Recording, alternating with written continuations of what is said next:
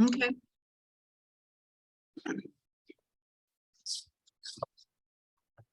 Okay, so I got the little thing that said recording in progress, so I'm gonna go. This is nutrition supplements because I spent about well over 16 years at SmartPack, and so I got a lot of questions about how to deal with these two topics and where they cross and where they don't cross. And so I decided I would share the benefits of that time with you. Molly, do you have any housekeeping? It just said if you have a question, please raise your hand. You can say it yourself. I will not have to read them, but it's important that that you get acknowledged for asking the question. So I will be kind of the keeper of the acknowledgement. Okay. So, all right. And just as a light introduction, I'm Dr. Lydia Gray. I'm a veterinarian. I'm on the board of directors of the IDCTA, and I'm on the dressage committee as well. And so I have an interest in dressage. I have my bronze medal and I went through the L program and graduated, but I also have an interest in driving and combined driving, and I'm going through their judge program too, and I have their blue medal. So let's see if this works. Okay. One of my favorite little pictures, this poor little guy, but because in driving, we don't call these minis, we call these VSEs. Anyone know what that stands for? Laverne, you're speaking, but I can't hear you. Your mute is on if you want to answer. Yeah, very small something. Very small equine. Equine, okay. So you'll see the classes are draft horse, pony, and VSE. Oh. So tonight we're going to talk about mainly two things: nutrition for horses, and I'll just hit the high points because I mean there's so much, and if you have a question, we'll go in that direction, and because I want to cover the things that you guys want to hear about. Basically, it's just how to sleep well at night because you're feeding your horse the right stuff, the right quality, the right quantity, the good stuff. And really, we're going to start from a forage first, grain if they need it, and supplement if they need that. So once we cover a few nutritional high points, we'll get into supplements. And I'm going to use the Goldilocks method, which is just, is it too hot, too cold, just right? So are you over supplementing, under supplementing? Are you doing it just right? These two guys clearly are doing it right because they sleep well. This is my guy, the dark one, the one on the right, and this is where I was boarded. Because the lip is on the left. So they're partners in crime. Okay, first though, and I didn't have this on the agenda because I'm going to sneak in some anatomy and physiology. At its simplest, the digestive tract is just big chunks of food go in, the stomach digests, physically breaks food up into smaller particles so that enzymes and acids can then chemically digest it. And then once it becomes small enough particles, it's absorbed through the walls of the intestine. And then whatever waste material is left, it goes out. That's it. We're done. Look at all the free time you have. Okay, there's a bit more to it than that. So this next one names the different parts, and those are salivary glands up there, not ears. Every time I look at this, I'm like, boy, he's got funny looking ears. But it talks about the mouth, the esophagus. Clearly, this is a slide from the UK. The stomach, which is where protein digestion happens. When you digest a protein, what's the next smallest particle? Y'all didn't know this was going to be interactive. I was going to have polls, but I have to be the host for that. It's very complicated. Any guesses? Molecules? Well, yes, but I mean, with protein, when you use in the stomach, when you break it down, the very next Amino acids? chunk, close, peptides, then amino acid. So peptides are when you get 3 to 5 amino acids still together. So protein might have hundreds of amino acids. If you cleave it in certain areas, you get a peptide, and you keep cleaving peptides and you get amino acids, which is the final thing that the whatever you're talking about, horse in this case, absorbs and uses as a building block to then make back up protein. The rest, so most things are digested and absorbed in the small intestine. And anyone know the 3 parts of the small intestine? In order. Bonus points for saying in order.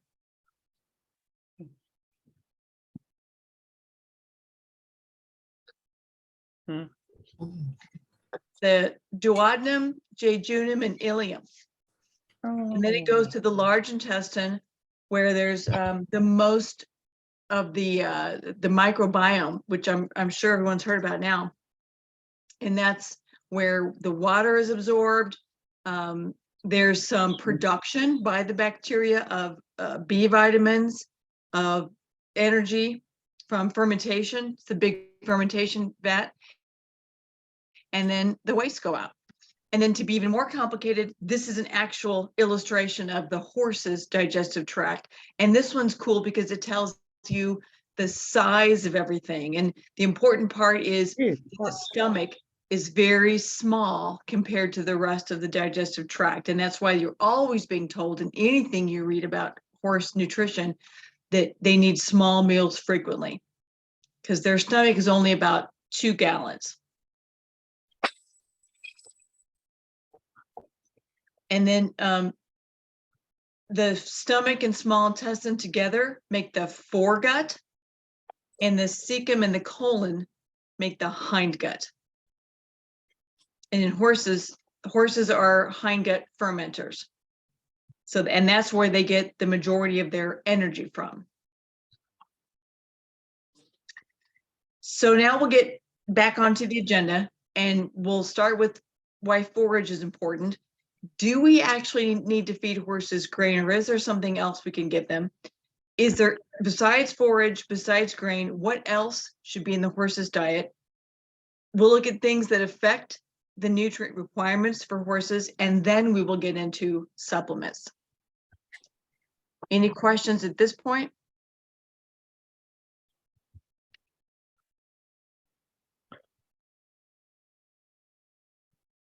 So horse people love to talk about horses, and nutrition may not be the thing that you talk about most, but you know, if you're at a barn or at an event and you get into a conversation about hays or probiotics or hoof supplements, I mean, you know, it can go on for a while.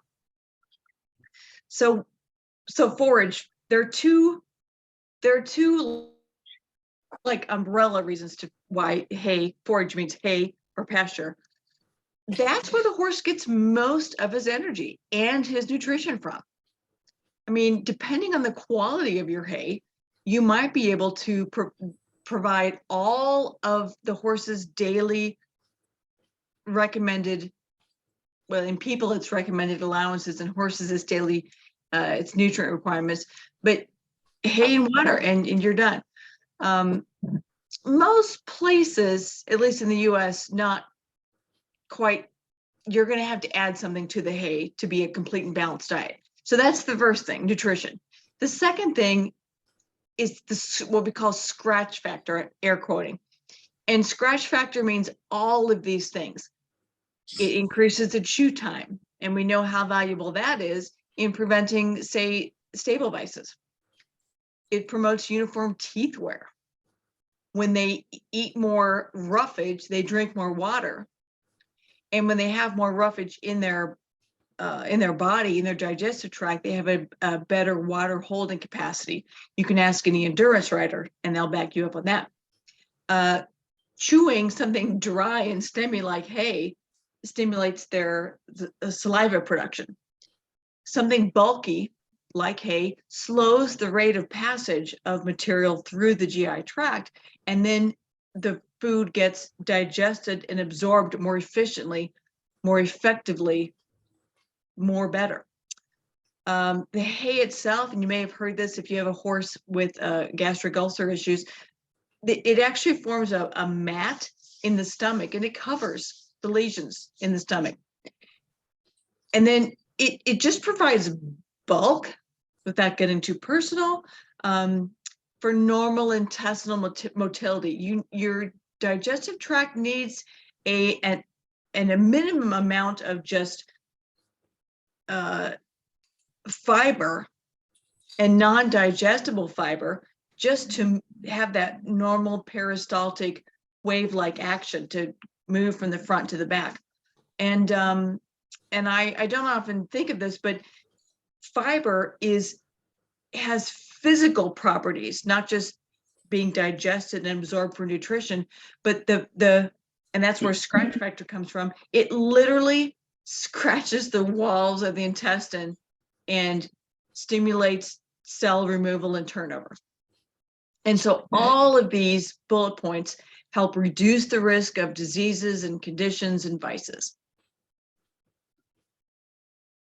And then the rule of thumb is that you want to feed 2% of a horse's body weight per day in forage. And forage can be, like we said, hay, or if you're lucky enough, can be pasture. And if you're super lucky, you have this guy mowing your pastures. So if you have a 1,000-pound horse, it is now time for math. What is 2% of that horse's body weight? So how much? 20 pounds. Excellent. Was that Jen? Yeah. Yeah. Okay. All right. So then we've covered forage. So why do we feed grain? This donkey does not need grain because he is not working. The gentleman in front of the donkey, however, may need something with a higher caloric density. I think grain, Purina introduced grain, fortified grain, and it came about because back in the day, horses did actually work for a living. They were, you know, carriage horses, they were work horses, they were draft horses, they were pulling or taking you somewhere and doing a job, you know, and sometimes every day and sometimes the bulk of the day, and hay alone could not make up their energy needs. So the number of calories they needed in a day. So Purina figured out that if you put grains together, and the name is concentrates, the caloric density is higher than that of hay. And so it could, that grain product could meet their calorie needs and they wouldn't lose weight. And they've had energy to do their job. But over the years, horses, we use them for a lot of different things. And there are many horses. I mean, there are some horses that still work. Look at race horses, 3-day event horses, and some others. But there's a lot of horses that don't work. And so there really isn't a reason for horses that are overweight or aren't working hard or aren't in a life stage like being pregnant or nursing or growing to have all those calories from grain. And the sugars in grain is a different talk. But now it's where it gets difficult. They don't need the calories in grain, but if you don't have the highest quality of hay, or you just depending on what part of the country it's grown in, you might not have enough vitamins, minerals, and protein. So you start at the bottom of this. Can you see my little cursor? Yes. And maybe all you need is a mineral supplement, because horses, the bacteria in the hindgut make vitamins and they make energy, but they don't make any minerals. Those you have to eat. So if you've had your hay analyzed and it's deficient in some minerals, then maybe that's all you need. Maybe you go the next step and you have a multivitamin mineral supplement, both. These are in ounces. These are fed in ounces. The next step up, I don't know why I didn't put a line here, is a ration balancer. And that's fed at about a rate of a pound and a half per horse per day. So a lot less than what the label says in a bag for fortified grain. The ration balancer has your protein, vitamins, and minerals. It provides what may not be in hay. Fortified grain provides the protein, vitamins, and minerals and calories. And it's at a much higher feeding rate, 3, 5, 7 pounds a day. And then the tip of the pyramid is a complete feed, like a senior feed. And that's, you could think of that as hay and grain in a bag. If you had a horse with no teeth, poor teeth, if you had a horse with some serious respiratory issues, equine asthma, you could just give them complete feed, no hay at all, and it would provide everything they needed. But in those cases, depending on the size of the horse, you might be feeding 20 pounds a day. So go through a bag pretty darn quickly. So what else should be in the diet besides forage and the protein, the vitamins and minerals?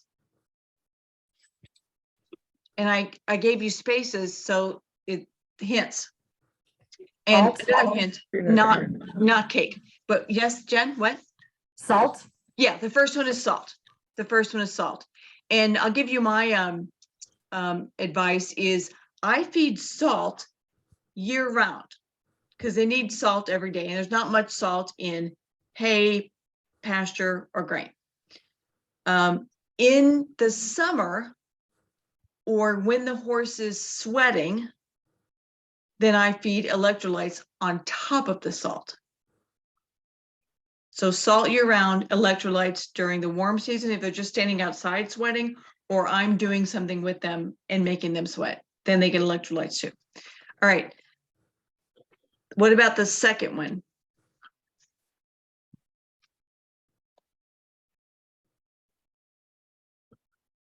While you're thinking about that, Rita's asked, Selenium E. say it again. I don't know, selenium E. Vitamin E. Vitamin E, excellent. Rita asked, how do you feed salt granular? So salt is interesting, and I'd like to hear what you guys say. I struggled with salt because the minute you open up the salt container in the barn, it's hygroscopic, meaning it sucks all the water in the universe into it. And the next time you open it, it's a block. So I went to, or I guess I should say, when I was there, I helped develop the Smart Pack has salt in pellets, in alfalfa pellets. And so it tastes good and it doesn't form a block. But what do you guys do? How about a salt block in the feed box?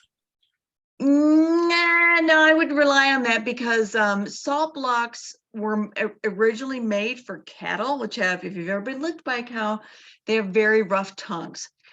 Some horses, not all, but a lot of horses don't care for licking a salt block. And most of them in research studies, they don't get their 1 ounce per day from a salt block. Now, I know horses that love them, and I know horses that'll take their teeth and scrape down them because they want the salt, but they don't want to lick it. So I find that either top dressing it if you can find a way to keep the salt from getting hard, or using a supplement that has figured it out for you.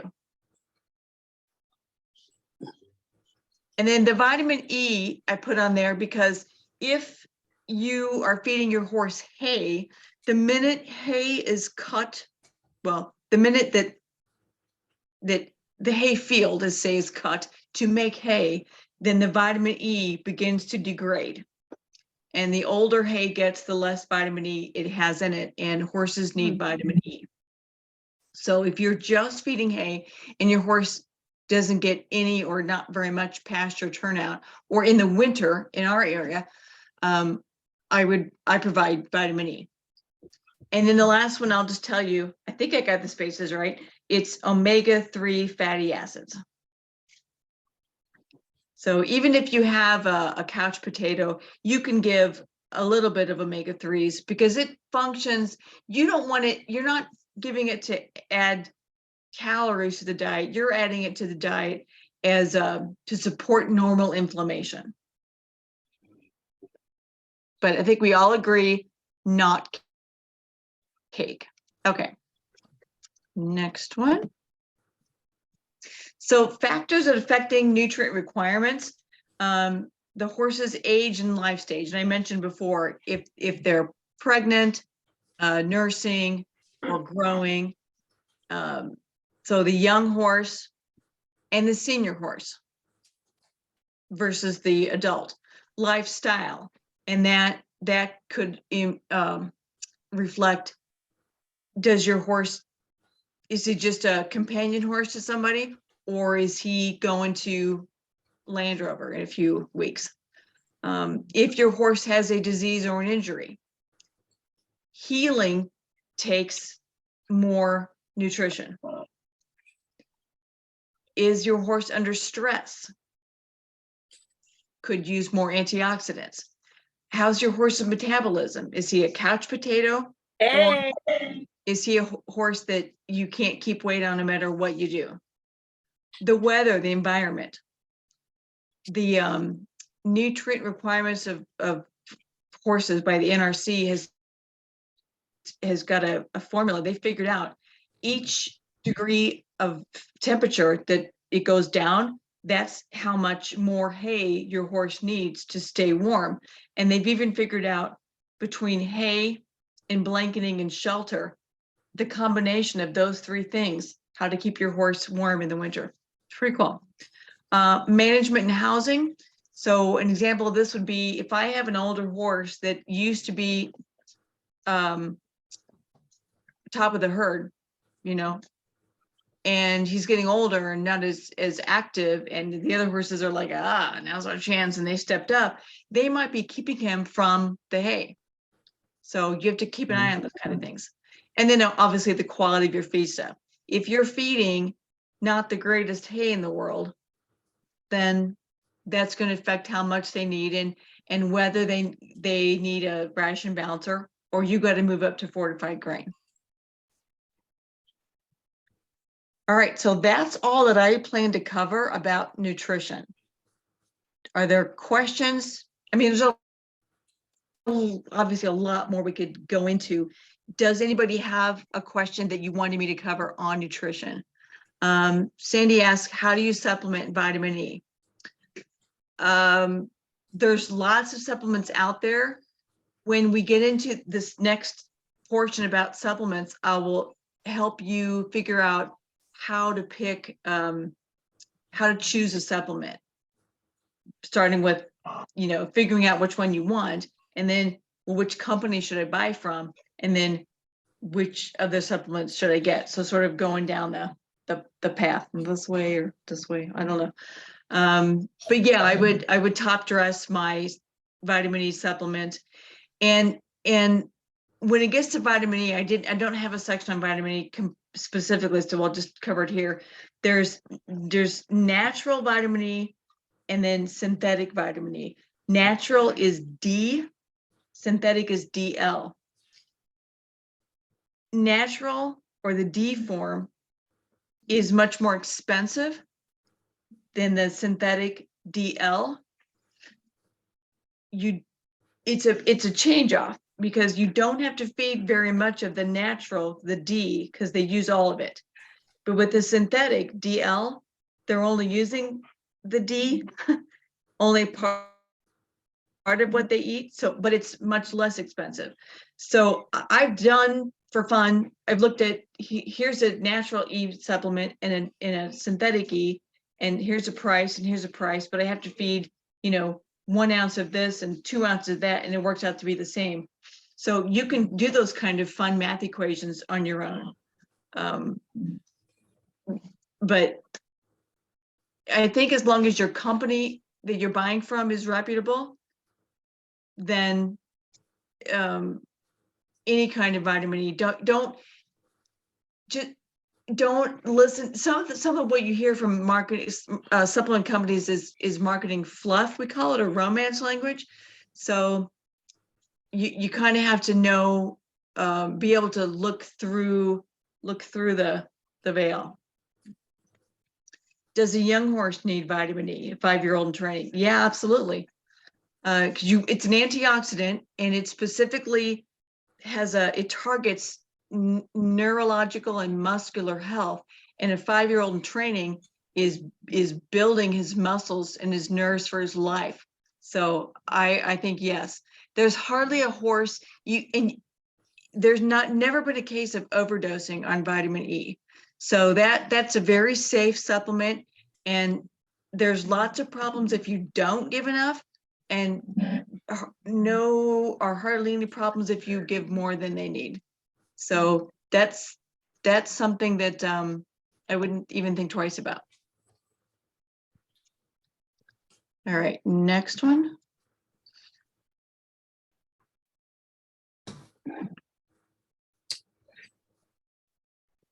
So the reason I have this one in here is because when it comes to supplements, there's a lot of conversations going on. And I'm even later on going to recommend that when you're looking for one, that you talk to your horse friends and you talk to your trainer and you talk to everybody and just take in a lot of information and read reviews and things. Because if somebody tells you, I had a bad experience, or my horse wouldn't eat it, or the best money ever spent, that's information that's useful to have as you're choosing a supplement. So there's two kinds of supplements, and I don't think this is clear out there in supplement world. One category are the supplements that are designed to help address the nutritional gaps in your feeding program. And that's a good example is vitamin E. Vitamin E is a nutrient. It is in hay to some extent. It is in pasture. It is in fortified grain. Someone else there said it's in one of her supplements that she feeds for something else. If your horse is only getting hay and maybe not getting a full serving of fortified grain, then he's probably not getting enough vitamin E. So that is a nutritional gap in your feeding program. The other category of supplements are very specialized non-nutritional ingredients that support a specific area. That's like joints, metabolic would be another one. So it's, or anything, urban, like a calming supplement would be a specialized non-nutritional specific area of support. You're supporting your horse's normal behavior. And so you might be giving something like ashwagandha. And even if you're giving B vitamins or tryptophan, you're not giving them for nutrition. You're giving them for an organ system or a behavioral reason. The important thing is not to think of supplements as replacement for medications, or I'm going to try this and not have my vet come out. Molly. Things like Adequan, are they in the first category or the second? Adequan, not a supplement. It's an injectable. Yeah, but supplements. I mean, in terms of what it delivers, doesn't it deliver stuff that could be done orally as well? Oh, I see what you mean. So like Adequan is similar to joint supplements, and I like to think of giving them together. I would give Adequan and I would give a joint supplement, because the Adequan you give once a year, maybe twice a year, every other day for every 3 days for 7 treatments, every 4 days. And then, but you can give the joint supplement every day, and the joint supplement's going to have, glucosamine, chondroitin sulfate, MSM, whatever else you want, resveratrol, and so it's on board all the time. And then right before competition season, I would hit my horse with a 28-day regimen of Adequan. But yeah, so and that's going to come in here. It might even be the next slide. Yeah, supplements work best when used as part of an overall balanced diet and management program. So they're not something you think of as alone, but you think of it, how does the way I manage my horse, I feed my horse, I use preventive care, working with my farrier and my veterinarian, where do supplements fit in? And so that's exactly how I do it. I am getting ready to give one of the horses I drive his 28-day Adequan series, and then the joint supplement just continues on.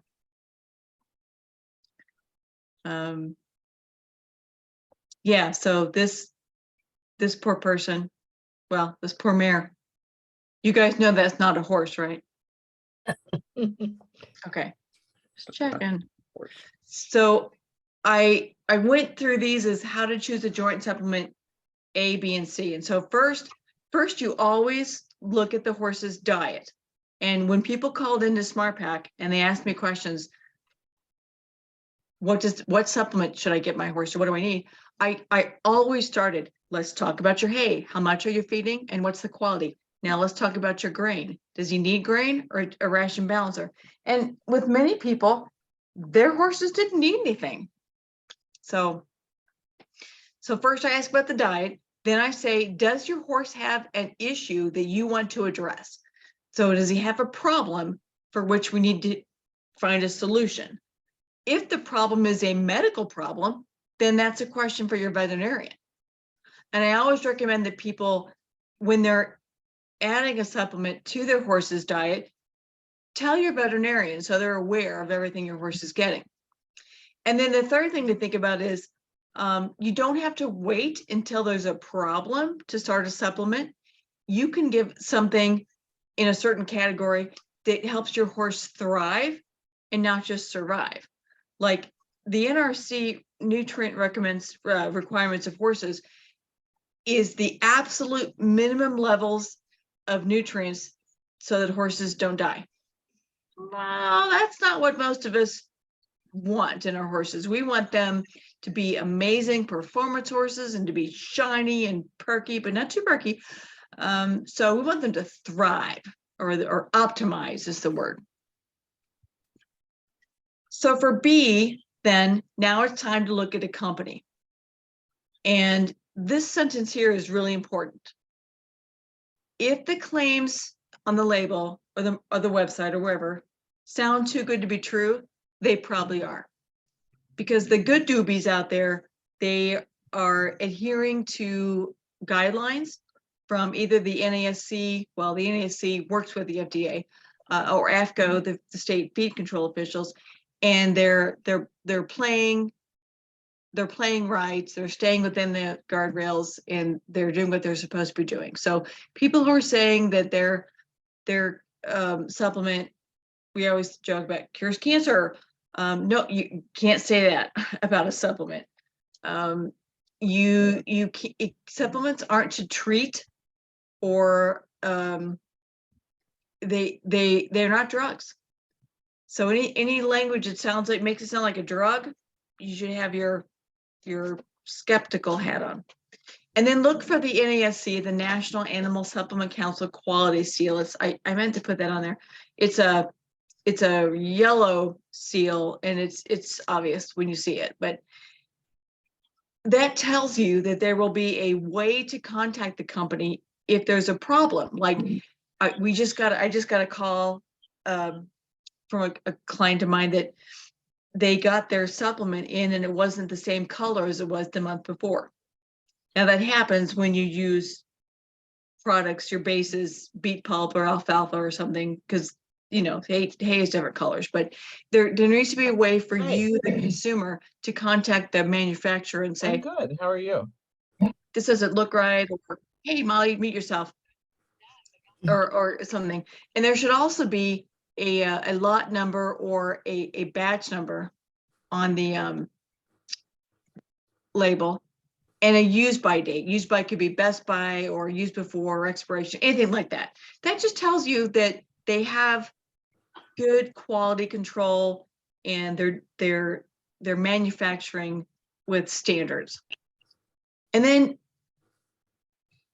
this isn't 100% necessary, but see if the company has any original research. And I made original really big because a lot of companies, they will go out there and find research and put it, keep going, on their website, but it's not their research. It may be research on glucosamine in horses or omega-3 fatty acids in horses, whatever, vitamin E, but they didn't do it. So if a company does have research on the site and they're the ones that did it, then they get a mark in the plus column, or it's a pro. Does that make sense? So like, here's an example, and this, again, this is a Smart Pack, but we did a research study on our Smart Gut Ultra, which is our gastric or stomach formula. And so this is the kind of stuff you'll see. There'll be a graph with, this is a 28-day experiment. If there's a control, generally you'll see 2 bars. One of them is the group of horses without any test, and one of them is the group that had the test. And then there'll be a little explanation, tell you where it is. And it's, what's super nice is if it's published.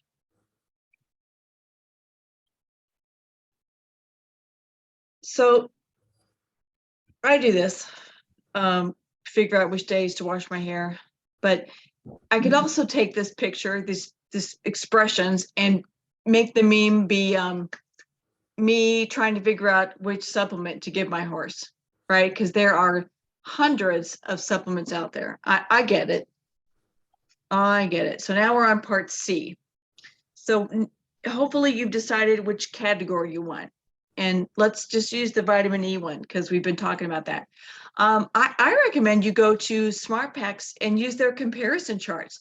And I put the little asterisk on there to remind me to say that their comparison charts, I think, only compare supplements that they sell. So if you found a supplement out there and they don't sell it, it won't be on their comparison chart, but you can look at what they're comparing for that category and look at the product that you want to buy that they don't sell and figure out what to put in the columns.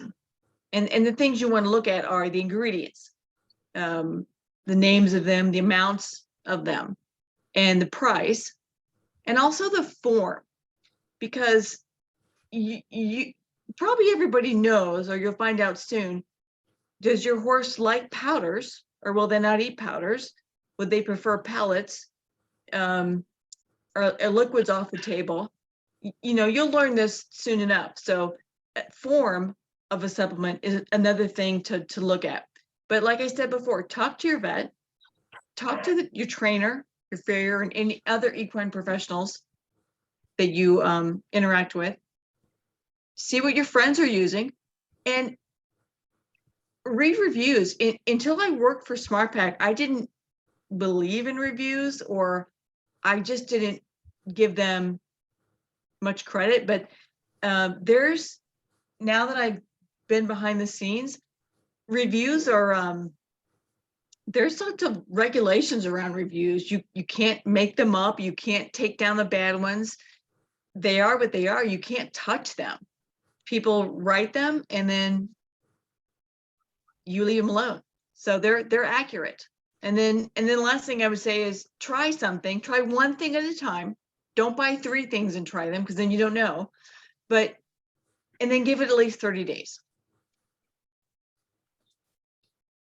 I have no reason for putting this on there other than I thought it was funny. I'm a gelding person. And you know what I just realized? This picture of this gelding, you're gonna see it again later. But it's my gelding. So this is no lie. I just realized that. Okay, so the most common supplement categories are joint, hoof, digestive. And when we say digestive, we mean the hindgut. So cecum and colon, gastric or stomach, and calming. Does anybody have any specific questions about those categories? I'm happy to answer them.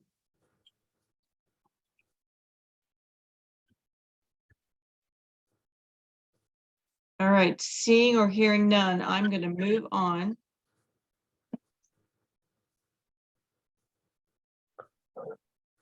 Molly, I want to make sure you see this one.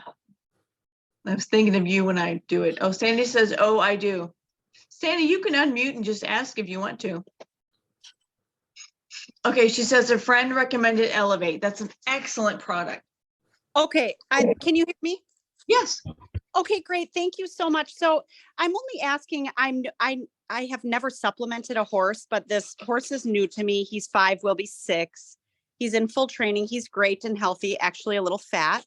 He will have pasture. He eats hay and just a little bit of grain, but I was thinking a vitamin E supplement would be helpful. And this friend said Elevate is the best on the market, but I It don't is. know, introduce a supplement with really with any horse. That's no problem, but you know what, I'm going to go back a few slides. Maybe. There we go. Okay. Your horse's diet is not complete and balanced. So we're going to start there. Okay.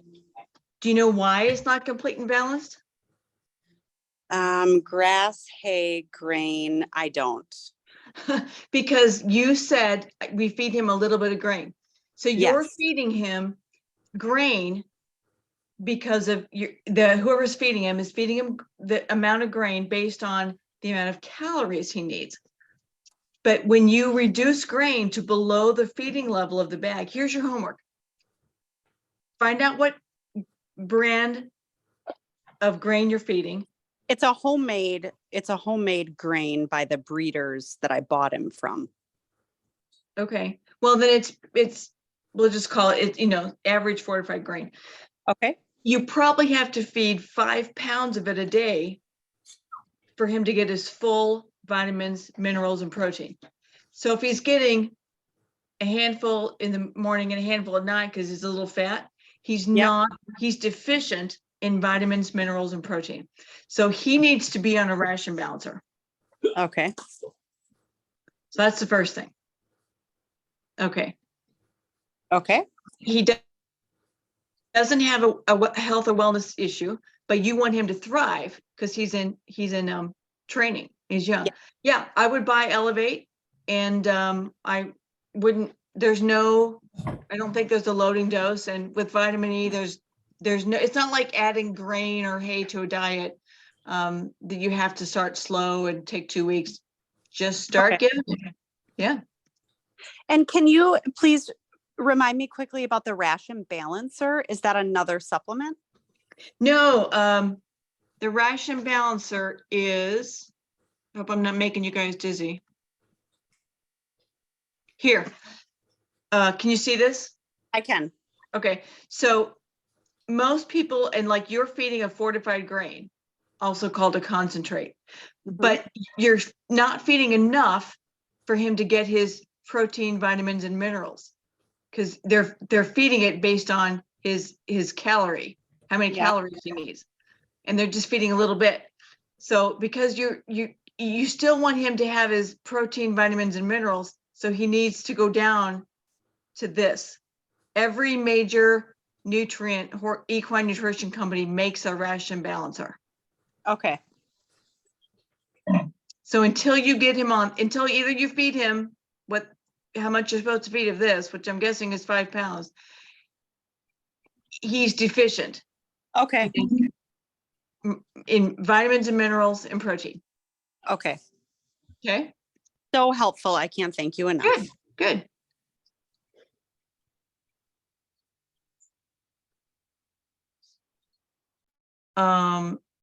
We were here. So resource wise, that book on the black book on the left is the one I was referencing. Nutrient requirements of horses. I use it every day, but I mean, unless you have a large barn or you're a vet tech, or you're working at, you have one of these barns now that's doing equine rehab or something, it's probably overkill. I don't use the equine applied in clinical nutrition as much. I use it to back stuff up. If I read something here and didn't believe it, plus this is getting kind of old, then I went to here. But also read My Little Bee And sorry, I save these, you may have seen all these, but I save things on Facebook that I find, and then when I do presentations, I just throw them in. So other resources would be, if you want, the best place to analyze your hay is equianalytical.com. It's EQ, I'll put, you know what, I'll put it in the chat. I'm spelling it for you. Equa dash. So that's where you send off your hay to be analyzed. And then, oh, if you want to know if your horse's diet is complete and balanced, there's a great company in Australia called FeedXL. Is anybody here using FeedXL? You enter everything that your horse is getting, and the cool thing is they have pretty much the world in there. So you just have to like look at their drop-down menu and find it, and then say how much of it you're feeding. So let's say you're feeding Triple Crown, whatever, or something. You just go find that. You don't have to enter the labels for stuff. And then it comes up with a chart that says you're feeding 100% of your horse's requirements for calcium, but you're only feeding 50% of your horse's requirement for phosphorus. So if you're really into it, FeedXL it's a membership sort of thing, and you can put in supplements too. Oh, I can't find my cursor. There it is. Okay.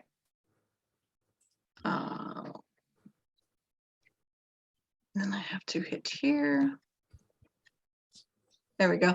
So, and then I have the end slides because I couldn't figure out which one I wanted to use. So this is one, and then the next one, tell me if it reminds you of any slide or any picture of green dragons that you may have seen earlier. This is what I got. That is my gelding. That is a gelding. He's a big goober. This was after a ride. He was like, "Did I do good, Mom?" Yep. And then I have one joke in my repertoire, and I have to practice it. So unfortunately, you all are my practices. But why do seagulls fly over the sea? Has anyone heard this? Okay, you ready? Because if they flew over the bay, they'd be bagels. Okay, now I really think that's it. Yeah, okay. So I'm going to stop sharing. What other questions do you all have? Because Jennifer has one. Go ahead and unmute and just ask Jennifer. Sounds great. I was driving because I had an emergency. But so I'm rehabbing my horse who was underfed. There was a situation. And so I'm coming back from, about 200 pounds down. Okay. So we have him on senior feed. I've worked with a nutritionist. I've studied equine nutrition in college, and then I've worked with a vet, and we've got him on the appropriate, actually, I think we're a little overfeeding him on senior feed. We've got him on hay that's been tested for quality and whatnot, ensuring that he's getting the proper nutrition out of that. So going back to your slide of, are you feeding the balanced diet? I think we're there. And we're trying to put weight back on him. And I've been asked by a couple of people, or recommended, to put a muscle supplement into him because basically he's lost all his muscle. I didn't go see him for a couple of months because of family issues, and I was trusting my barn owner, and we won't go into that. That happens more than you'd think. Yeah. So I'm at a beautiful barn which feeds 4 times a day. They spread out the feedings very nicely. They weigh all the hay. They weigh the grain. They do all that great stuff. And then you can give any supplements you want. And I was, I put him on a joint supplement because I felt that it was time. And I'm one of those minimal supplement people. How old is the horse? He's 15. Okay. And I've had him since birth. But now I'm getting people in my ear saying, you really, as you bring him back into work, you should start thinking about a muscle supplement to help him not have to stress about building muscle. And I'm hesitant, and I'm just wondering, do you have any thoughts on that, or should I be hesitant? I'll Okay. start, and then if you want, we could go offline and talk more, but I am not sure why it was recommended you give a senior feed, because senior feed it's dilute grain, and you want concentrated grain if you're trying to add weight and calories and nutrition to him. And senior feed dilutes it because it's hay and grain in a bag. You just want to give grain. So I disagree with the senior feed. I would not put him on senior feed. I think that's the opposite of what he needs. I should clarify. I'm not when I say senior feed, I'm using senior active, which is not the complete feed from Purina. So if that matters, he's on senior active, which is not the complete version. The senior feed is the complete version, but he's on senior active, which doesn't have the complete feed. It's not supposed to be fed as a complete feed. Okay. That's much better. Okay, All good. Phew. So your muscle, I absolutely think a muscle supplement is the way to go, because as one ages, whether you're a horse, a dog, a human, you lose muscle mass. It just gets harder and harder as you get older to maintain muscle. So you want to look for a muscle supplement that has lysine, methionine, and threonine at a minimum.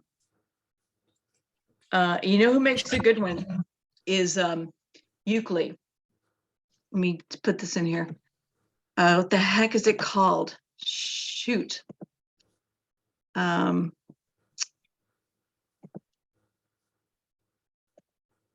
There it is. So the company's name is Euclid, and it's called, oh, here it is. It took me a minute. It's called tri-amino, because those are the 3 amino acids that you most want to focus on. If you want something fancier that has HMB or DMG or other ingredients that will facilitate muscle building, that's fine, but make sure you have those 3, and I'll type them in here: lysine, methionine, threonine. Those you have to have. You can have branched chain amino acids. You can have gamma oryzanol from rice bran oil, but you got to have those. The other things I was thinking about, if just weight or body condition is an issue, is I'm a huge fan of beet pulp. I think alfalfa would be a good choice for this guy. And then I don't know how you're feeding, but if ad lib hay is an option for him, he could have grass hay all day, and then you could feed alfalfa at meal times. And this is going to sound crazy, but I swear it's not. Try a hay net with him, because hay nets mimic the horse's normal grazing behavior, and it slows down the gobbly eaters that eat too much, and it normalizes the intake of forage for the horses that need to gain weight. So, but also I can't go a webinar without saying keep a journal, and you use a weight tape, use the same weight tape and the same person, and also body condition score, take pictures and make sure you're heading in the right direction. And when you just add one thing at a time and give it it takes at least 2 weeks to see weight gain. So don't add a bunch of stuff, and don't try to add weight too fast. I know people that get a horse that's underweight and they just throw the kitchen sink at it, and that's not really, you don't need to do that. Just good quality food, ad lib grass, hay, and then whatever additional specific feed stuffs he needs on top of that. Does that help? Very much so, and that's what we're doing. Okay. We've got the grass hay, and we're giving him alfalfa and free choice grass. So we're in the right direction, and thank you so much. Yep, you're doing great. We have time for one more question. And there's so much I didn't get to tell you about.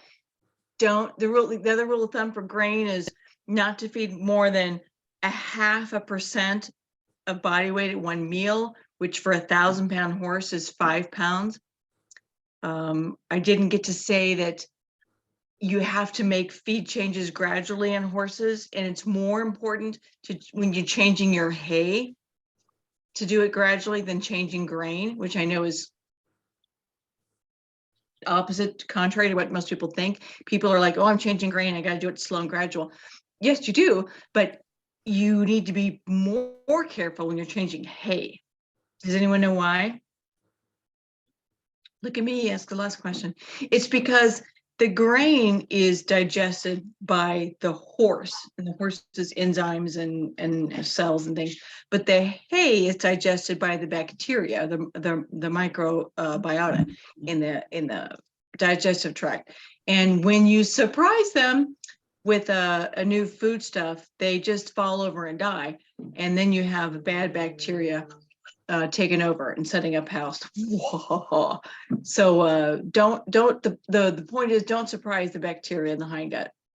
It's dark back there, and they don't know what's coming. They like same old, you know, the meat and potatoes. They like the same thing every day. They don't like surprises. So Lydia, is that the same for cats and dogs also? About the No, bacteria from changing meals? you're supposed to change feed gradually for everybody, dogs and cats too, but they're not hindgut fermenters. They don't rely on the cecum and colon producing 80% of their energy like horses do. Cats are obligate carnivores, right? They have to eat meat to survive. So, and meat, protein is digested in the stomach and absorbed as amino acids in the small intestine. So Okay. no, it's not as important for them. So that's true more for vegetarians than meat eaters. Probably. Okay, Yeah. thank you. All right, I've got 8:01, so we probably should wrap up. Molly, did you want to say any words? This will be available on the website. Yeah, it'll be available on the website by tomorrow morning. Sometimes I don't get it done at night because YouTube processes it for quite a while before I have access to it. Yeah, I've noticed that. Yeah, it gets late. So it'll be on the website as of probably no later than 9 tomorrow morning. So thank you very much, Lydia. This was really great. I asked a question on the text, and Oh, did I not see it? yeah, I couldn't see the full title of your book. What is it? Oh. Let me share my screen again. And Jen, yes, I saw yours. Share. So then I'm gonna go back. Oh, who wants to see my joke again? Ah. There you go. No, it's still partially obscured by the bar. There we go. How about that? It's still partially obscured by the bar with the The participants. people on it, yeah. It looks like it's Uh, equine applied clinical nutrition. Is there Yeah. any words that are not being said there? Yeah, no, that's it. Equine applied and clinical nutrition. Yeah, I moved the bar with the people. Yeah. Not for us, you didn't. Oh, No. really? Yeah. Oh, that's The weird. horse's head. You can move it yourself, Sharon, just by putting the cursor at the top of the bar and pulling it over. Putting your, Oh, Your yeah. Okay. okay, it. all right. Got it. Okay. All right. Well, thanks. You guys were an awesome crowd. You laughed at my jokes. That's good. All right, thanks very much, Lydia. And Sure. I hope everybody enjoyed all of her comments. I thought they were wonderful. Mhm. Yes, thank you. Yeah, so take care, have a great rest of your evening, and we're gonna close now. So I'm Okay. gonna stop the All recording. right. Night, night.